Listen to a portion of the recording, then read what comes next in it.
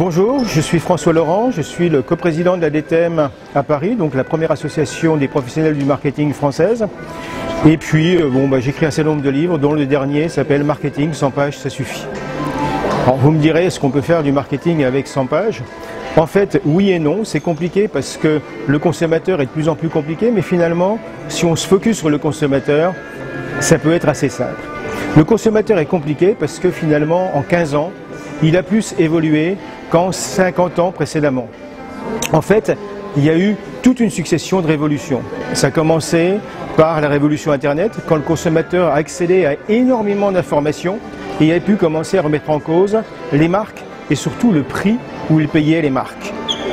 Et donc, se sont développés de nouveaux business, Booking.com, mais aussi EasyJet, etc.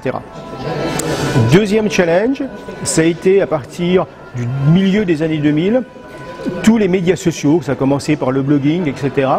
Et là, le consommateur est devenu producteur d'informations. Et il a pu donner de l'information utile aux autres consommateurs. Et par exemple, ça a été, bien avant Facebook, des choses comme TripAdvisor, où maintenant, lorsqu'on va chercher un hôtel à l'étranger, on regarde les avis des autres consommateurs. Troisième révolution, qui elle date du début des années 2010, c'était la révolution de la consommation collaborative, où le consommateur est passé de producteur d'informations à producteur de services. Ce qui n'est pas sans remettre en cause des business models bien établis. Par exemple, lorsqu'on prend Airbnb, c'est un gros challenge pour Accor.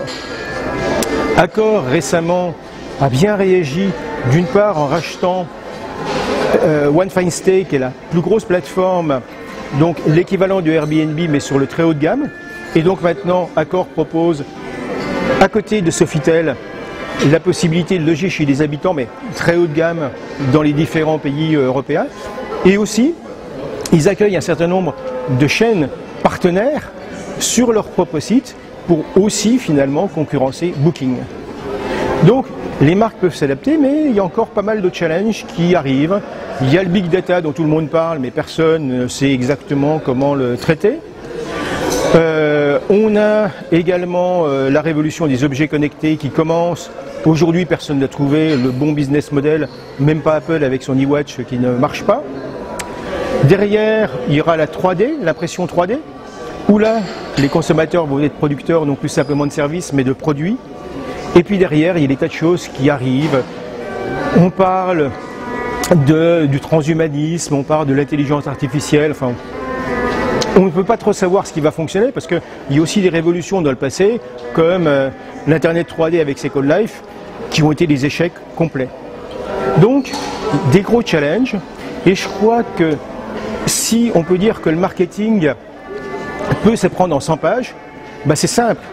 Parce que les bases ne sont pas compliquées. Par contre, après, il faut sans arrêt être à l'écoute de la société.